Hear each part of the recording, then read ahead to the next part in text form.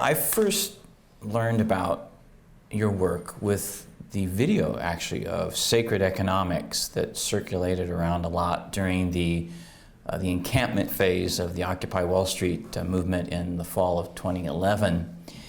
And what really fascinated me was the way, and I'd never seen it before done, the two words sacred and economics put together. That got me to looking more further into what I wasn't aware of in myself.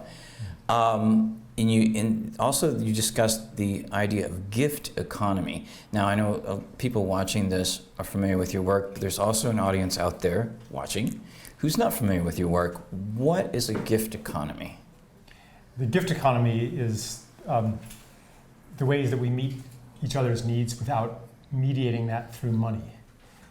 So everything used to be a gift economy.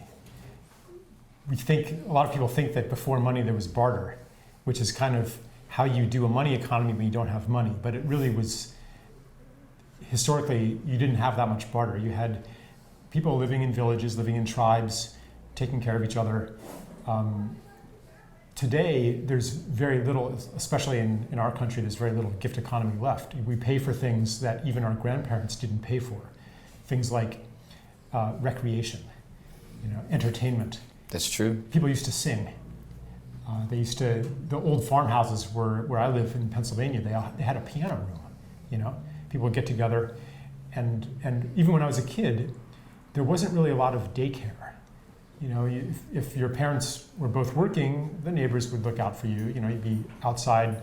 So gift economy refers to a lot more than, it's not necessarily just giving presents to people. Yes. But really, what sacred economics is about, gift economy is only one of the concepts, because I'm not talking about abolishing money, but I'm also, maybe in some parts of life, yes. It is about reclaiming some parts of life from money, but it's also about infusing money with properties of the gift.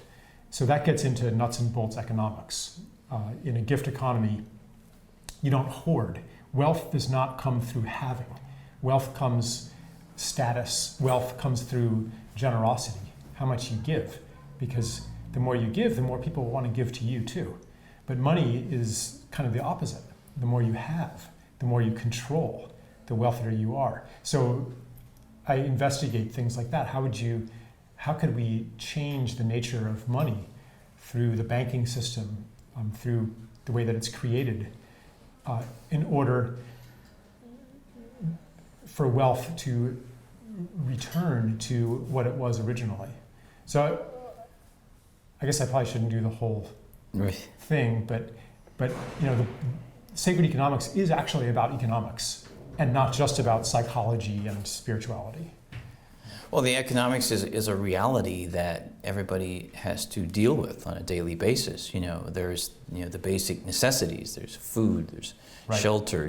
There's clothing. There's and in our modern society, of course, we have healthcare. We have education. We have all kinds of things that we share.